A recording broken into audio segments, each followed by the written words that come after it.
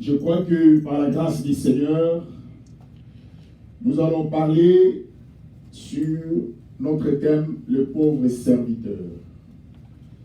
Le pauvre serviteur, nous allons lire ensemble avec vous dans 1 Samuel chapitre 2. Nous allons commencer du verset 11 jusqu'au verset 32. Je crois que l'Église, la lecture est longue, mais nous allons parler selon l'inspiration de Dieu, ce que Dieu a prévu pour nous aujourd'hui. Et nous allons voir comment le Seigneur va nous orienter sur cet enseignement. 1 Samuel chapitre 2, du verset 11. Prenez vos Bibles, soyez toujours à la page. La Bible nous dit,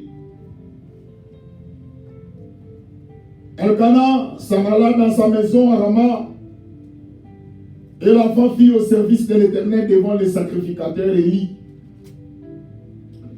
Les fils d'Élie étaient des hommes pervers. Ils ne connaissaient point l'Éternel. Et voici quelle était la manière d'agir de ces sacrificateurs à l'égard du peuple. Lorsque quelqu'un offrait un sacrifice, les serviteurs du sacrificateur arrivaient au moment où l'on faisait cuire la chair. Tenant à la main une fourchette à 3 dents, et il piquait dans la chaudière, dans les chaudrons, dans la marmite ou dans les pots, tout ce que la fourchette amenait. Les sacrificateurs les craignaient pour lui. C'est ainsi qu'il agissait à l'égard de tous ceux d'Israël qui venaient là à Silo. Même avant qu'on fît brûler la graisse, le serviteur du sacrificateur arrivait et disait à celui qui offrait les sacrifices, « Donnez pour les sacrificateurs de la chair à rôtir,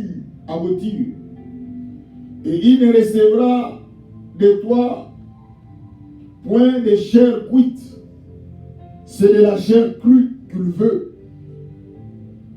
Et si l'homme lui disait, « Quand on aura brûlé la graisse, tu prendras ce qui te plaira. » Le serviteur répondait, « Non, tu donneras maintenant.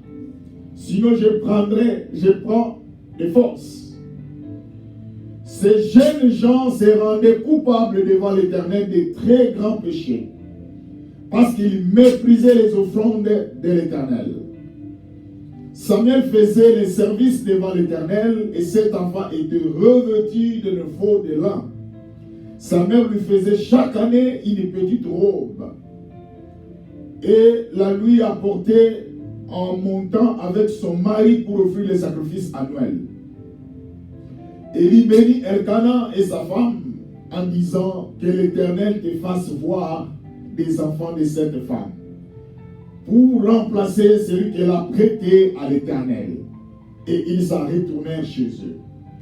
Lorsque l'Éternel y visitait Anne, elle devint enceinte et elle enfanta 3 fils et 2 filles. Et le jeune Samuel grandissait auprès de l'Éternel. Élie était fort âgé et il apprit comment ses fils agissaient à l'égard de tout Israël. Il apprit aussi qu'il couchait avec les femmes qui s'assemblaient à l'entrée de la tente d'assignation. Et il leur dit, pourquoi faites-vous de telles choses, quand j'apprends de tout le peuple vos mauvaises actions? Non, mes enfants, ce que j'entends dire n'est pas bon. Vous faites pécher le peuple de l'Éternel. Si un homme pêche contre un autre homme, Dieu le jugera. Mais s'il pêche contre l'Éternel, qui intercédera pour lui? Et ils n'écoutèrent point la voix de leur père, car l'Éternel voulait le faire mourir. Le jeune Samuel continuait à grandir et il était agréable à l'Éternel et aux hommes. Un homme de Dieu vint auprès d'Élie et lui dit, ainsi parle l'Éternel. Ne me suis-je pas révélé à la maison de ton père lorsqu'il était en Égypte, dans la maison de Pharaon? Je l'ai choisi parmi tous les tribus d'Israël pour être à mon service dans les sacerdoces, pour monter à mon autel, pour brûler les parfums, pour porter les fraudes devant moi. Et j'ai donné à la maison de ton père tous les sacrifices consumés par le feu et offerts par les enfants d'Israël. Pourquoi foulez-vous aux pieds mes sacrifices et mes offrandes? Et je l'ai ordonné de faire dans ma demeure. Et d'où vient que tu honores tes fils plus que moi, afin de vous agresser de mes prémices de tous les offrandes d'Israël, mon peuple? C'est pourquoi, voici ce que dit l'Éternel, le Dieu d'Israël. J'avais déclaré que dans ta maison et à la maison de ton père marcherait devant moi à perpétuité.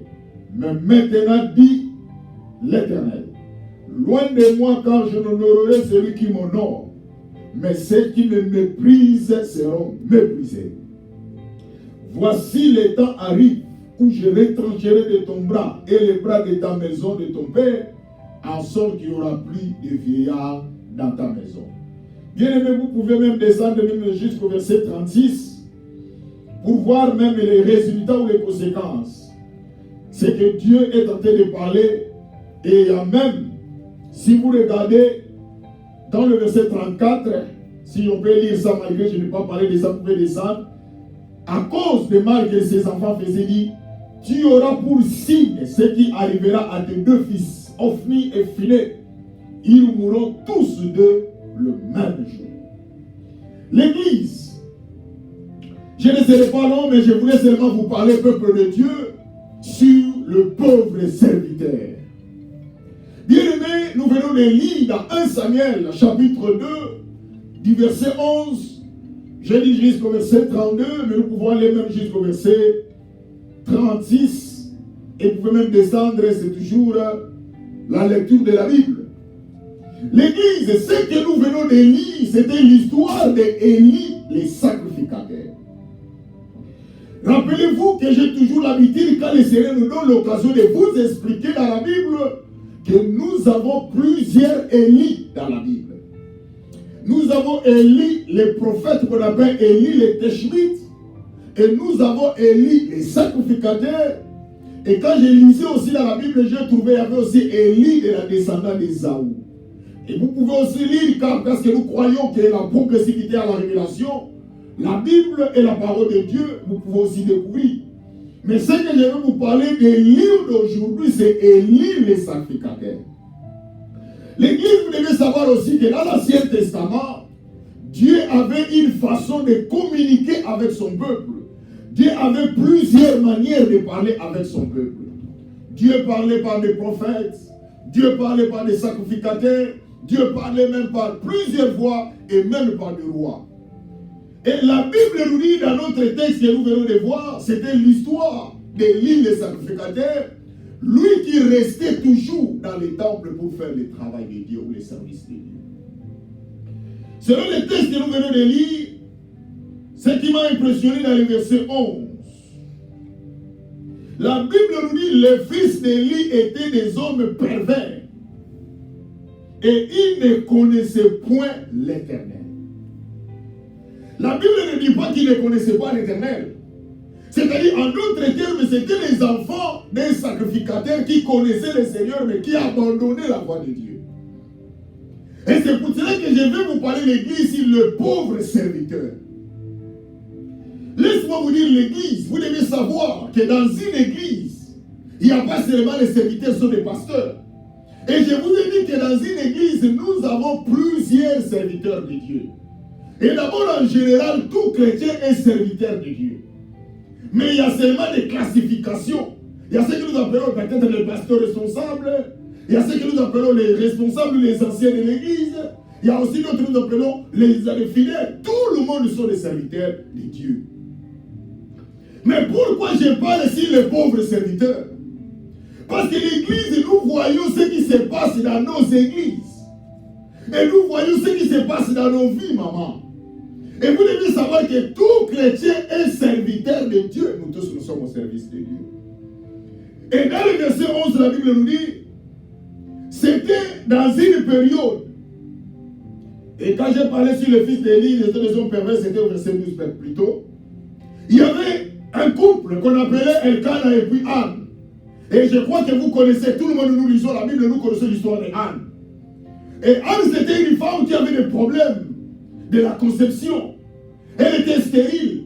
Et même si vous lisez dans la Bible, vous allez voir que la plupart des femmes qui étaient stériles dans la Bible, c'est Dieu qui les a rendues stériles. Sarah, vous le verrez cela. Et vous allez voir que c'est Dieu qui faisait cela. Pourquoi? Parce que quand j'ai lu la Bible, j'ai compris que leur mari donnait plus leur cœur à leur femme en lieu et place de donner leur cœur à Dieu. Et je vais dire à quelqu'un, si vous donnez plus d'importance aux créatures, croyez-le-moi, le Créateur sera dans votre chemin. C'est comme ça que Dieu lui-même a dit. Il dit, moi Dieu, je suis un Dieu jaloux. Bien, mais notre Dieu que nous parlons, c'est un Dieu jaloux. Il aime qu'on se soucie de lui. Il veut que tout le monde porte le regard vers lui, parce qu'il est le Créateur.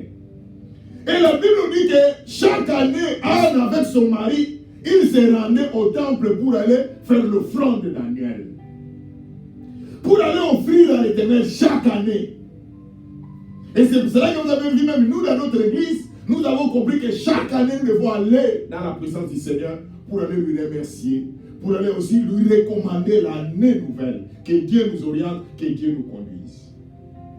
Et la Bible nous dit que à cette époque-là, Anne avant de venir, c'était déjà dans une époque où Anne avait donné comme offrande d'abord premièrement son propre fils qui était Samuel.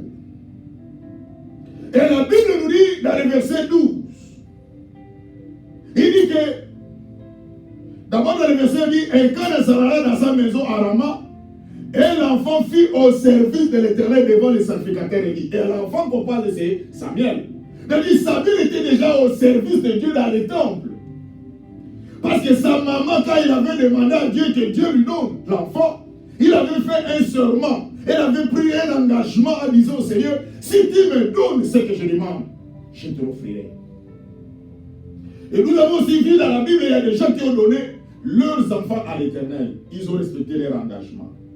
Mais dans le verset 12, la Bible nous montre maintenant les enfants du sacrificateur. Celui qui était au service dans les temples. La Bible dit, les fils d'Élie étaient des hommes pervers. Et ils ne connaissaient point l'Éternel. Attention. Comment leur père va être un serviteur de Dieu qui fait les services que les enfants ne connaissent pas le Seigneur? Non, ils connaissaient le Seigneur, mais ils ne voulaient pas servir le Seigneur convenablement. C'est cela que quand je vous ai parlé de l'histoire ou de la différence qui existe entre croyants et chrétiens, rappelez-vous que quand je vous ai parlé que tout le monde n'est pas un chrétien, tout le monde est croyant. Tout le monde croit. Il y a même des gens que vous ne voyez pas à l'église. Ils connaissent les choses de Dieu. Et ils connaissent même la parole de Dieu. Et même le diable connaît la parole de Dieu. Rappelez-vous dans la Bible, dans Matthieu chapitre 4, quand Jésus est en train de parler avec les diables lui citent même des versets bibliques. Il dit, il est écrit, il y avait une guerre de paroles. Pour vous dire que si le diable connaît la parole de Dieu, même les gens qui ne viennent pas à l'église, ils connaissent aussi la parole de Dieu. Mais notre problème que nous sommes en train de parler, c'est les pauvres serviteurs. Pourquoi je parle sur les pauvres serviteurs? Parce que ce que nous venons de lire dans 1 Samuel chapitre 2, c'était déplorable. La Bible nous dit dans le verset 13, et voici quelle était la manière d'agir de ces sacrificateurs à l'égard du peuple. C'est-à-dire, même la Bible nous montre que comment les gens qui servaient dans les temples, ils se comportaient à l'égard de ces peuples. La Bible appelle même les enfants d'Élie des sacrificateurs. C'est pour ça que je vous ai dit que tout le monde est serviteur, tout le monde est sacrificateur. Nous tous, nous sommes au service de Dieu. Tu peux être au service de Dieu dans le protocole, dans l'intercession, dans la modération, dans la musique. Tout le monde, nous servons le Seigneur. C'est ce que la Bible dit, nous formons un corps au service de Dieu. Mais l'église, le problème c'est quoi? Ce qui m'a tiqué dans ce que nous sommes en train de parler sur le pauvre serviteur.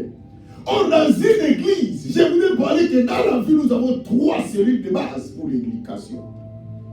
Une personne, l'éducation, nous avons 3 cellules de base pour être éduqués. Premièrement, dans la famille. Et c'est pour cela que vous allez voir qu'en Israël, ils avaient ce qu'on appelle la catéchèse familiale. En d'autres termes, la catéchèse, c'est ce qu'on appelle les affermissements. Ils avaient les affermissements, on appelle la catéchèse familiale, que les enfants apprenaient les choses de Dieu dans la famille de 0 à 6 ans. Où les parents, quand l'enfant est né, ils commencent à apprendre à son enfant, à instruire son enfant les choses de Dieu. Et lorsqu'une personne, il apprend les choses de Dieu dans la famille, si l'éducation de l'enfant vient d'être ratée dans la famille, c'est l'école qui récupère l'enfant. Ça qu'on appelle la deuxième cellule de base pour l'éducation de quelqu'un. Quand quelqu'un quitte la famille, il y a des fois aussi la famille cherche les biens de leurs enfants, mais l'éducation, ils n'ont pas pu éduquer leurs enfants, ils ont raté l'éducation de leurs enfants. Et ce qui fait quoi? Quand l'enfant va aller à l'école, et maintenant c'est l'école qui peut transformer aussi l'enfant pour que l'enfant soit un homme respectueux. Mais si l'école n'a pas pu aussi donner l'éducation convenable à l'enfant, il y a 3e cellule de base, c'est l'Église. Peuple de Dieu, vous devez savoir que lorsqu'une personne rate l'éducation dans l'Église, ça c'est terrible et c'est dangereux. Vous ratez l'éducation dans votre famille, vous ratez l'éducation à l'école, et vous venez encore à l'Église, vous n'êtes pas éduqué, c'est fini pour vous. Mais attention, ça peut aussi renverser. Tu peux rater l'éducation dans l'église, mais dans l'école, tu as une éducation. Parce que tout le monde ne fréquente pas l'église. Tu peux aussi rater l'éducation à l'école, mais la famille aussi t'éduque, te donne l'éducation. Voilà pourquoi les 3 cellules de base dans la société est très importante. C'est pour cela que toute personne qui a passé dans la famille, dans une famille, qui a passé à l'école, dans une éducation, et qui a passé à l'église, c'est une personne mûre, c'est une personne formée. Et c'est pour cela que l'église, regardez, nous tous nous venons d'une famille. Nous tous nous avons été éduqués quelque part. Et nous tous nous nous retrouvons à l'église. Il faut qu'il y ait de la grande différence. Mais ce qui est déplorable, c'est quoi là, ce que nous venons de lire? La Bible nous dit, les enfants d'Élie, voilà la manière dont ils se comportaient dans l'église, dans les sacrificatures. Ce qui m'a fait très mal. La Bible nous dit, voici quelle a été la manière d'agir de ces sacrificateurs à l'égard du peuple. Mais il y a des gens qui venaient à l'église pour avoir les salis. Il y a des gens qui venaient à l'église pour avoir la solution à leurs problèmes. Il y a d'autres qui venaient à l'église pour avoir la paix. Mais regardez ces enfants. Au lieu de faire le travail de Dieu, au lieu de faire le travail qui leur a été demandé, ils commencent à égarer le peuple. Et c'est ce que nous vivons dans nos églises d'aujourd'hui. Les églises d'aujourd'hui, bien aimé, je vous ai parlé, l'église n'est pas seulement les 4 murs. Mais l'église, c'est toute personne. Et rappelez-vous, la Bible dit, le Dieu qui a créé les cieux et la terre n'habite pas dans la maison faite par les mains d'hommes, mais ce Dieu habite dans notre cœur. Nous sommes l'église de Dieu. Maman, tu es une église de Dieu. Papa, tu es une église de Dieu. Ta vie, c'est une église. Mais voilà la manière dont vous vous comportez. Et la Bible nous dit, les sacrificateurs à l'égard du peuple, lorsque quelqu'un offrit un sacrifice, les serviteurs du sacrificateur arrivaient au moment où l'on faisait cuire la chair, tenant à la main une fourchette à 3 dents. Or, dans les temples, dans les sacrificatures, il y avait des processus, il y avait des étapes qu'il faut faire. Lorsque vous êtes en train de sacrifier quelque chose dans les temples, il y avait des respects, des étapes que vous devez respecter. Mais les serviteurs, la Bible nous dit, le serviteur du sacrificateur, ils venaient avec leur fourchette pour prendre les choses qu'on faisait ou les offrandes qu'on donnait à l'Éternel. Bien, est-ce que vous voyez les désordres qui étaient dans les temples dans cette époque-là? Parce que c'est ce que j'ai parlé sur les pauvres serviteurs. L'église, faisons attention, maman, dans votre vie, ma soeur, mon frère, papa. Vous êtes un serviteur de Dieu. Peut-être que vous êtes en train de vous poser la question, mais pasteur, nous avons les offrandes, nous n'avons pas les offrandes pour offrir, nous n'avons rien. Non. Votre vie, c'est une offrande. Et je vous ai parlé aussi, quand Caïn et Abel sont allés vers l'Éternel, ce qui comptait, ce n'était pas les histoires qu'ils ont données. Parce que la Bible dit Caïn de son côté, il a donné ce qu'il travaillait, c'était un laboureur. Et Abel aussi de son côté, il a donné parce qu'il était un berger. La Bible dit ce qui compte devant Dieu, ce n'était pas seulement les offrandes qu'ils ont données, c'est le cœur. Dieu a regardé le cœur de ceux qui donnent. Ce que j'ai constaté l'Église, la plupart des gens qui font les autres du mal, ce sont les gens qui donnent beaucoup. Pour que quelqu'un te critique, regardez les gens qui ont l'esprit de critique, qui parlent mal contre les autres, qui donnent beaucoup. Parce que pour eux, c'est ça l'argument pour critiquer. Et ce sont les gens qui viennent en aide avec les gens avec une gentillesse que vous ne pouvez pas imaginer. Si tu as un problème, il est là, il te donne même de l'argent, il t'aide. Mais tu penses que c'est ça le nom. Ce qui cache derrière son aide, c'est pour te critiquer. Et la Bible nous dit, lorsque les gens venaient à l'église pour offrir à l'Éternel, ce que ces gens faisaient, ils prenaient les histoires que les gens sont venus donner à l'Éternel et ils s'amusaient avec. Et c'est ce que nous vivons aujourd'hui, l'église.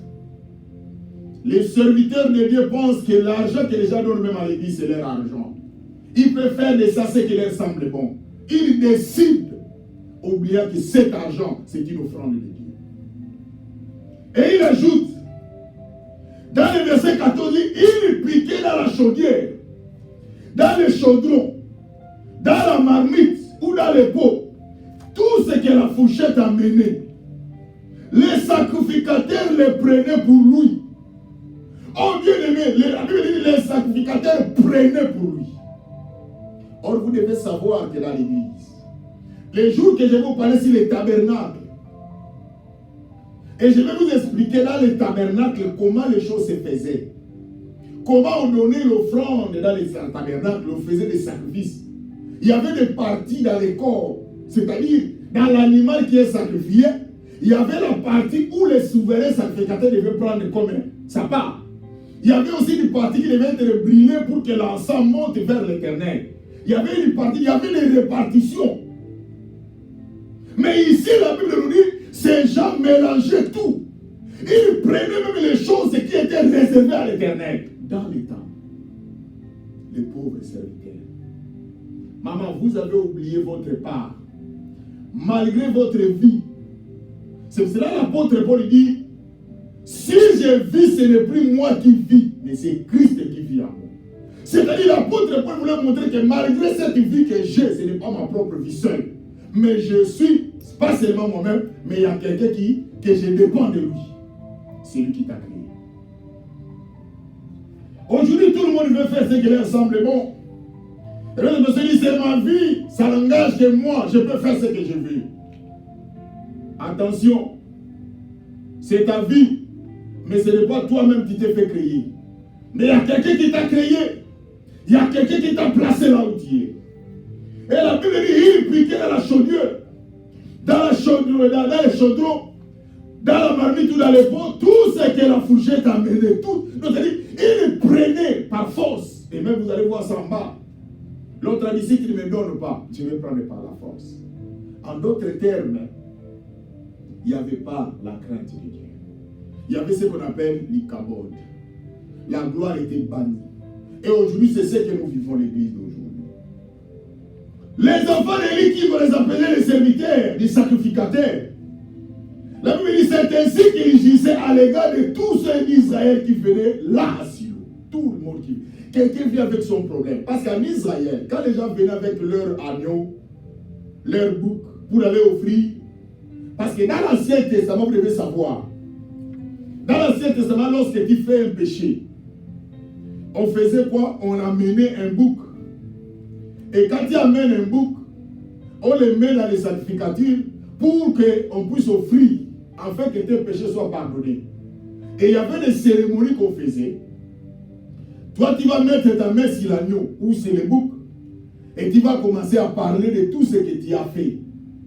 Et maintenant, c'est une transmission. On va prendre, c'est comme si L'agneau, c'est l'agneau là, c'est lui qui est considéré maintenant comme un pécheur qui devait mourir à ta place. C'est toi qui devais mourir, mais maintenant, comme tu viens avec cet agneau là, et maintenant tu parles. Moi, l'agneau par exemple, c'est cette Bible, tu parles moi et tel. J'avais fait l'impudicité, j'avais volé, tu fais tout ce que tu déclares, ça vient sur l'agneau là. Et maintenant, quand on va battre cet agneau là, on va le sacrifier. C'est comme tu venais de donner l'offrande, maintenant tu es pardonné. Mais seulement la différence dans l'Ancien Testament, le péché n'était pas ôté, mais le péché était couvert. C'était tout simplement que le sang de cet agneau-là couvrait les péchés. Alors, en lieu et place que Dieu soit en colère contre toi, Dieu voyait maintenant le sang de l'agneau-là que tu viens d'offrir. C'est comme ça que les choses s'est passées dans l'Ancien Testament. Oh, la Bible nous dit que dans l'Ancien Testament, le péché était seulement couvert. Mais cela ne suffisait pas. Quand il couvre quelque chose, en d'autres termes, si on enlève le rideau, ce qui était sous le rideau, et maintenant aussi au fil de tout le monde. Il fallait que l'agneau de Dieu vienne. Dans Jean chapitre 1, verset 29, à la personne de Jésus, c'est pour cela que quand Jean-Baptiste a vu, Jésus dit, voici l'agneau de Dieu qui ôte le péché du monde. Mais pourquoi il n'a pas dit voilà? Parce que Jésus n'était pas sur place. Il était loin.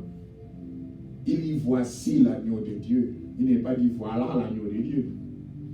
Dis-lui le Seigneur. Voilà comment les choses se passaient dans les temples. Mais ce qui est encore déplorable, les gens qui viennent à l'église pour leur salut, c'est pour cela que nous les serviteurs de Dieu, quand je dis serviteurs, vous avez compris, tout le monde est serviteur, même toi frère, même toi ma soeur, même toi papa, maman, vous tous nous sommes des serviteurs, nous tous devons contenir. La Bible nous dit, Dieu était furieux parce qu'il voyait dit, il piquait dans la chaudière, dans les chaudières, dans la marmite ou dans les pots, et tout ce que la fourchette a mené. Les sacrificateurs les prenaient pour lui.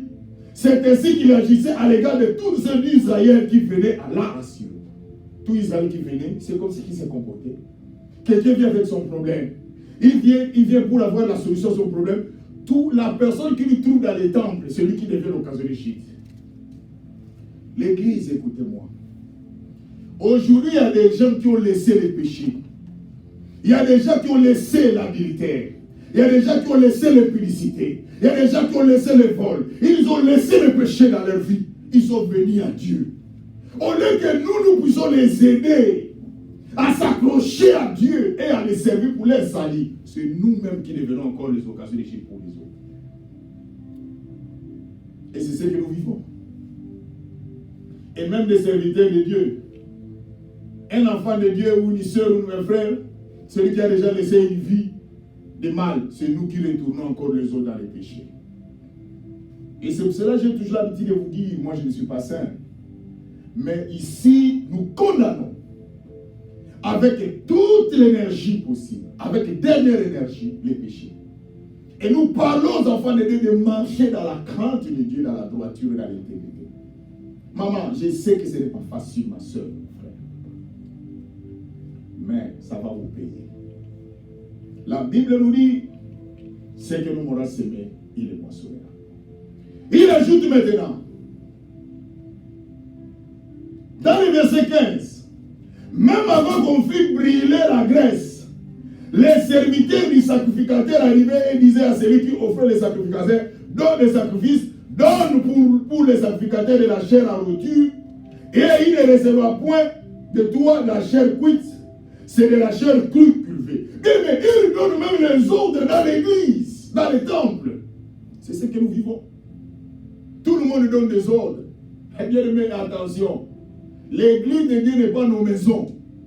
Même moi qui vous prêche votre pasteur, je laisse que le Seigneur vous parle. Et j'ai toujours l'habitude, si Dieu ne me parle pas, je ne le ferai pas. Parce que c'est lui qui est le maître et le chef de l'église. Et si vous vous rappelez, il dit, c'est moi qui est le chef de l'église, la tête. Et regardez, même si vous regardez dans la composition humaine, vous allez voir, il y a la tête, il y a le cou, et il y a les troncs, et il y a les jambes. Vous connaissez vous-même ce que nous avons appris à l'école.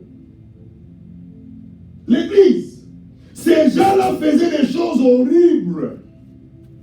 Les gens venaient avec leurs problèmes pour chercher Dieu, les pauvres serviteurs. Ceux-là qui servaient, ceux-là qui faisaient le travail dans les temples, ils étaient malmenés par le deux fils d'Élie.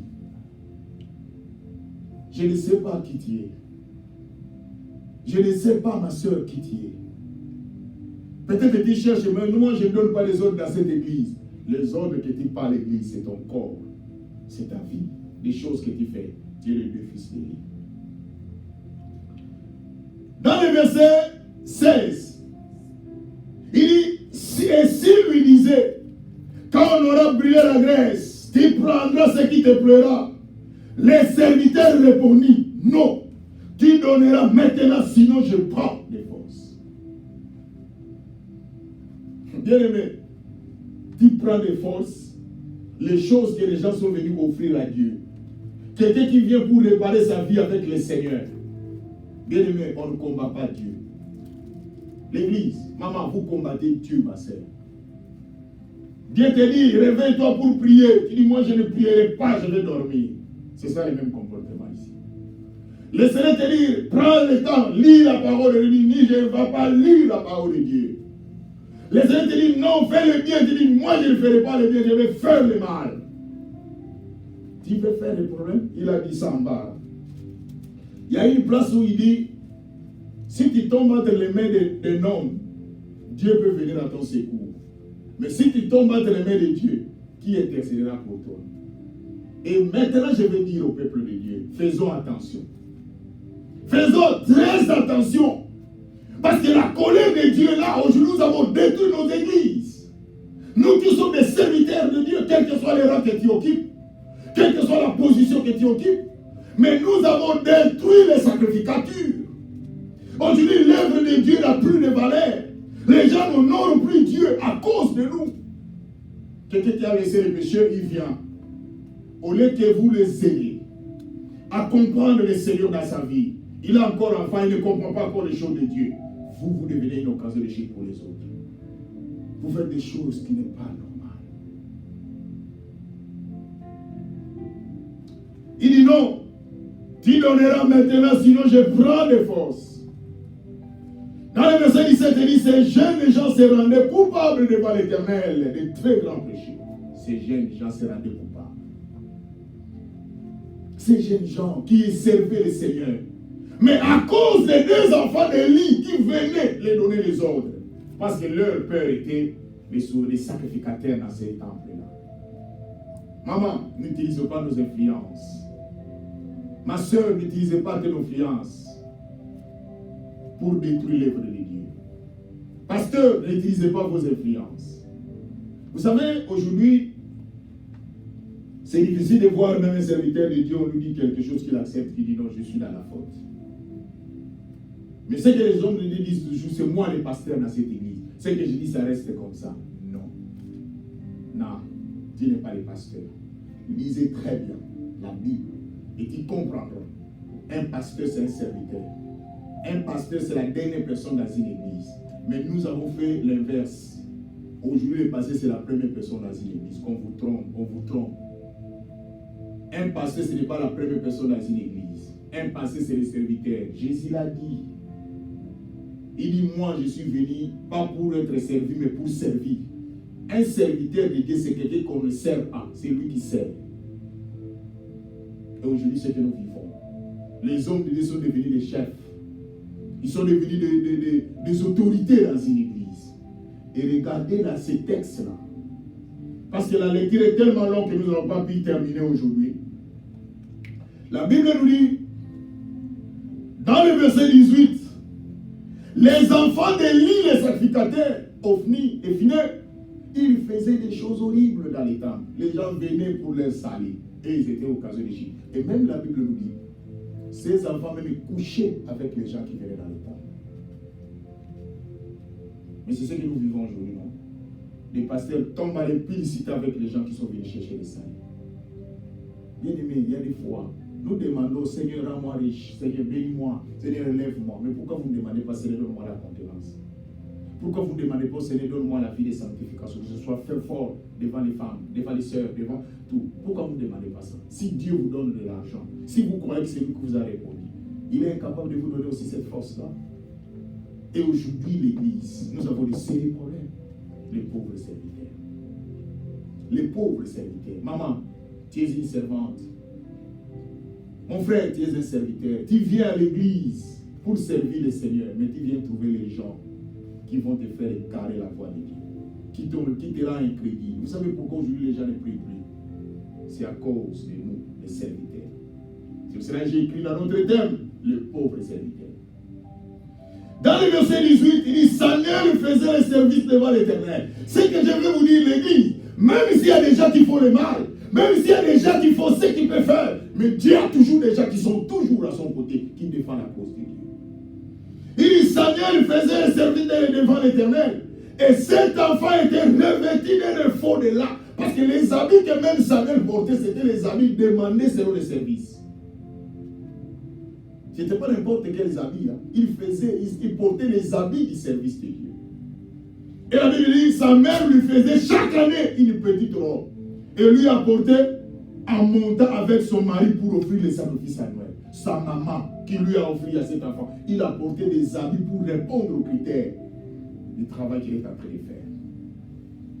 Maman, est-ce que nous portons les habits qui demandent, qui correspondent au travail que nous sommes en train de faire? Attention, je ne parle pas des habits que vous avez apportés ou nous avons apportés. Les habits que je parle, ce sont les bons comportements. Les habitudes, ce sont les habits que nous devons apporter. Quels sont les habits que nous portons l'église?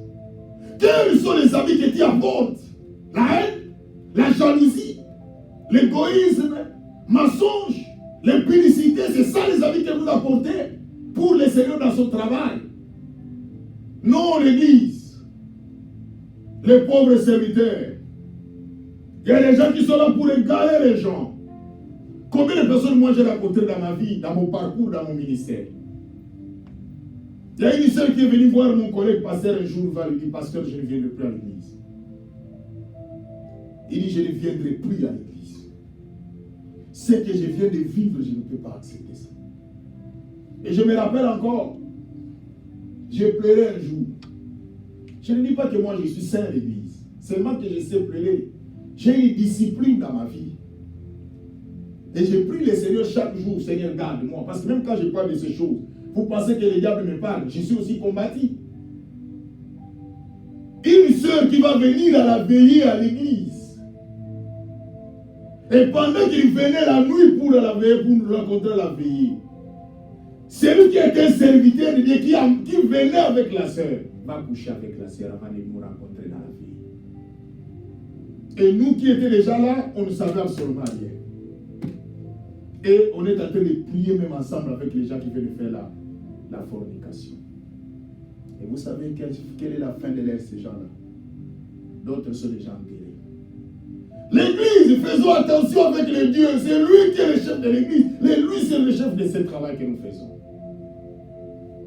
L'église, il dit, Élie bénit Elkana et sa femme en disant que l'Éternel te fasse avoir des enfants de cette femme pour remplacer celui qu'il a prêté à l'Éternel. Il a donné à l'Éternel. Et l'homme de Dieu prie pour lui que le Seigneur remplace ce qu'il a donné. Maman, tout ce que nous donnons à l'Éternel, si nous donnons dans notre cœur, pas seulement de l'argent, ta vie, le Seigneur remplacera quelque chose dans ta vie. Il y a quelque chose qui sera remplacé venant de l'Éternel. Mais tellement que nous, les enfants de Dieu, les serviteurs, nous ne savons pas ça. Nous pensons que nous venons servir les hommes. Nous venons servir les pasteurs. Or, toi aussi, tu es un serviteur de Dieu. Les pauvres serviteurs. En d'autres termes, pour terminer, parce que nous allons continuer ça après, c'est long. En d'autres termes, ce sont les autres personnes qui influencent, d'autres personnes qui influencent les autres personnes pour leur égarement. Et nous avons lu ensemble avec vous en haut. La Bible dit, ces gens se rendaient coupables devant l'Éternel de très grands péchés, parce qu'ils méprisaient les offrandes de l'Éternel. Tu es une offrande de l'Éternel. Jésus a donné sa vie pour toi, mais tu es en train de mépriser l'offrande de l'Éternel que tu es. Et je vous ai parlé de l'offrande que je parle, ce n'est pas l'argent seulement. Je vous ai dit l'histoire d'Acaïn et Abel, quand ils sont allés donner à Dieu. La Bible est très claire en disant l'Éternel porta son regard favorable sur Abel et sur son offrande. Premièrement, la Bible fait allusion à la personne et l'offrande après. L'Église, Dieu regarde ce que nous donnons. Parce que qui peut donner pour impressionner les gens? tu peux donner pour plaire aux gens. Tu peux donner pour plaire au pasteur. Moi, je parle de l'offrande qui est plus que les offrandes de cette vie. Mais le problème, c'est quoi? Ces jeunes gens se rendaient coupables devant l'Éternel des grands péchés parce qu'ils méprisaient les offrandes. Les offrandes. Plusieurs offrandes. Parce que si d'abord tu méprises ta vie, tu ne marches pas dans la sanctification. Tu ne marches pas dans la droiture, dans l'intégrité. Tu méprises l'offrande qui est toi. Et tout ce que tu peux donner à Dieu, c'est méprisable. L'Église, j'ai voulu d'abord me limiter ici. Et nous allons voir ensuite, enfin, la suite de ce que ces gens-là faisaient. Changeons notre façon de voir les choses. Les pauvres serviteurs. Les serviteurs qui servaient Dieu dans les temples. C'était leur travail, ils vivaient que de ce travail. Mais il y avait d'autres personnes qui venaient donner l'ordre, les influencer. Vous savez qu'il y a d'autres personnes aujourd'hui, si tu essaies de lui parler de Dieu ou de l'Église, il peut même tirer sur toi. Pourquoi? Parce que les choses qu'il a vues. Il y a même un serviteur de Dieu. J'ai suivi ça. Les parents ont donné confiance à un homme de Dieu. Leur enfant, il paraîtrait que l'enfant était ensorcelé. Il dit, l'homme de Dieu dit, bon, laissez-moi avec l'enfant, comme ça je sais comment je vais faire les services. Les parents sont en dehors, à l'extérieur, les pasteurs avec l'enfant à l'intérieur. Ils attendent la solution parce que l'homme de Dieu est avec l'enfant. Les parents pensent que leur enfant est en train d'avoir la délivrance. Les pasteurs sont en train de violer l'enfant et leurs parents dehors.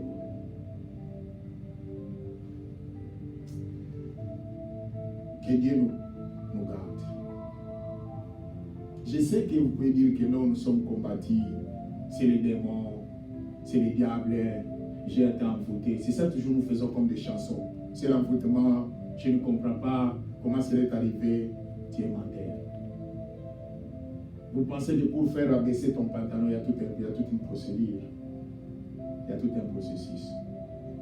Il faut enlever la ceinture, il faut faire abaisser les tirettes, tout ça aussi tu ne te rendais même pas compte. Hein? Et jusqu'à ce que les pantalons aient descendu, tu ne te rendais pas compte. Tu dis que c'était l'envoûtement. C'était les démons qui sont venus faire descendre ton pantalon. C'est pour vous dire que bien, on ne sait même pas de Dieu. C'est pour cela que nous devons beaucoup prier le Seigneur. Les serviteurs, les pauvres serviteurs. Vous avez choisi de servir le Seigneur dans votre vie. Vous avez choisi de servir le Seigneur dans votre vie. Il n'y a pas une vie sans sacrifice. Il n'y a pas une vie sans sacrifice comme vous trompez pas. Ne pensez pas que quand je parle de ce jour, vous dites, mais est-ce que notre pasteur, lui c'est un ange ou comment? Non, peut-être que vous êtes fort plus que moi. Le problème c'est quoi? Il faut savoir prier. Il faut savoir préciser les choses. Il faut savoir mettre chaque chose à sa place. Il dit Seigneur, parce que moi quand je parle même au Seigneur, quand je prie, j'explique au Seigneur. Comme je parle à quelqu'un, il y a des fois même dans mes prières, je mets une chaîne devant moi, je dis Seigneur, ça c'est ta place, assois-toi devant moi. Et je parle au Seigneur. Et quand je parle au Seigneur, moi je ne prie pas comme d'autres personnes peut-être prient. Moi j'explique les problèmes. Je dis Seigneur, j'ai besoin que tu me donnes la force. Et j'explique, Seigneur, maintenant si tu me laisses regarder les problèmes, j'explique moi ma situation. Et vous savez dans la vie, si tu sais parler, et je vous ai donné même un exemple ici, une histoire que je vous ai parlé, qu'il y a un homme qui tuait les gens, les femmes, mais il y a d'autres personnes qui n'ont pas pu les tuer parce que ces gens-là savaient parler. Les femmes là savaient converser. Et ils faisaient entrer dans cet homme-là l'humanisme. Parce qu'il dit, quand il regardait une femme, pour lui, il voyait comme si ce n'est pas un être humain. Pour lui, c'est une chose. Mais ce qui lui faisait la conscience, ce qui faisait retourner sa conscience à la place, c'était la conversation. Quand la fille parlait là, il s'est dit, non, je suis un homme, je ne peux pas le tuer. Et pour vous dire que maman, dans la vie, mon frère, ma soeur, papa, il y a des fois, il faut savoir parler à Dieu. Et aujourd'hui, voilà où nous sommes, les pauvres serviteurs. D'autres serviteurs viennent pour chercher des salis. Quand je parle de pauvres serviteurs, je suis en train de vous classifier. Nous avons les pasteurs, nous avons des responsables, nous avons des anciens, nous avons les fidèles. Tout le monde sont des serviteurs. C'est-à-dire les pauvres serviteurs, je ne sais pas de qui il s'agit. Celui qui vient, peut-être qu'il y a un fidèle qui vient, que Dieu a dit non, l'état est arrivé que je sers mon Dieu. L'état est arrivé que je sois au service de mon Dieu, que je donne ma vie. J'ai déjà servi le diable pendant un moment, je veux me rendre. Mais qui vient encore, il y a d'autres personnes qui te récupèrent, qui te font retourner encore dans les saines amitiés. Les pauvres serviteurs. Et la plupart de ces gens qui font ça, et la plupart des gens qui tolèrent ça, Ce sont les serviteurs qu'on appelle les pasteurs. Et nous allons voir ça en bas. Et mais je vais me limiter ici aujourd'hui. Maman, ma soeur, je veux que nous puissions prier Dieu. Que nous puissions demander au Seigneur. Il dit, Seigneur, donne-moi la sagesse. Donne-moi l'intelligence. Donne-moi le sérieux. Maman, ma soeur, papa, mon frère. Ce qui peut te sauver dans la vie, c'est le sérieux. C'est le sérieux de ce que tu fais. Aujourd'hui, nous envions les autres. Mais ils ont mis du sérieux pour y arriver là-bas. Ferme tes yeux. Ferme tes yeux. Et nous allons prier. Maman, je veux que tu pries, tu parles au Seigneur. Que Dieu te fasse grâce. Que le Dieu de la Bible t'accompagne. Tu as besoin de ce Dieu-là dans ta vie. Tu as besoin de ce Seigneur dans ta vie. Que Dieu t'accompagne. Nous allons demander au Seigneur. Bien, demande au Seigneur que Dieu t'accorde la grâce. Que tu ne sois pas les deux fils d'Élie, les sacrificateurs. Dis Seigneur, je ne veux pas intimider les gens, je ne veux pas impressionner les gens. Je suis aussi un serviteur. Mais je viens pour mon salut. Maman, parle, Seigneur. Au nom de Jésus, prions le Seigneur. Parle au Seigneur. Jésus, le Dieu de la grâce. Oh, Dieu de la Seigneur, Dieu de grâce. Yahweh, nous avons compris aujourd'hui, les pauvres serviteurs. Il y a d'autres qui sont venus pour le salut. Mais celui qui s'est préservé, mais aujourd'hui l'église l'a détruit. Aujourd'hui, il y a beaucoup qui sont devenus des incrédules. Il y a beaucoup qui sont devenus des irréligieux à cause de ce qu'ils ont vu. Ah, Dieu de grâce! Ah, Dieu de grâce! Il n'y a que toi, l'Éternel des armées, papa. Il n'y a que toi, l'Éternel des armées, mon Dieu. Yahweh, nous avons besoin de toi. Nous voulons marcher dans la droiture dans l'éternité. Aujourd'hui, nous n'avons plus le temps de parler sur la sanctification de notre église. C'est parce qu'il y a des gens qui sont venus avec leur feu étranger. Ils ont fait entrer le feu étranger dans l'église. Ils ont fait entrer le feu étranger dans l'église. Père, nous avons besoin de ta grâce dans cette église, dans nos vies, Père. Nous ne sommes pas plus que les autres qui ont fait des livres dans la Bible, mais nous avons besoin de ta grâce, Seigneur. Jésus! Jésus! Il n'y a que toi, l'Éternel des armées, Père. Marche avec nous, Papa. Marche avec nous, Jésus. Yahweh, que les gens sont venus à Jésus, que nous puissions être les gens qui sont prêts à les aider aussi à s'accrocher. Yahweh, hey, Dieu de grâce, fais-nous grâce, Papa. Yahweh, que nous puissions mettre du sérieux dans ce que nous faisons. Il n'y a que toi, l'Éternel des armées, Papa. Marche avec nous, Jésus. Marche avec nous, Jésus. Marche avec nous, Jésus. Marche avec nous, Jésus. Marche avec nous, Papa. Il n'y a que toi, l'Éternel des armées. Hey, Dieu de grâce. Il n'y a que toi, l'Éternel. Il n'y a que toi, Jésus. Il n'y a que toi, notre Dieu. Parce qu'il n'y a que toi, l'Éternel des armées. Dans le nom de Jésus. Que la grâce, la faveur de Jésus nous accompagne. Et la bénédiction de Dieu soit avec nous.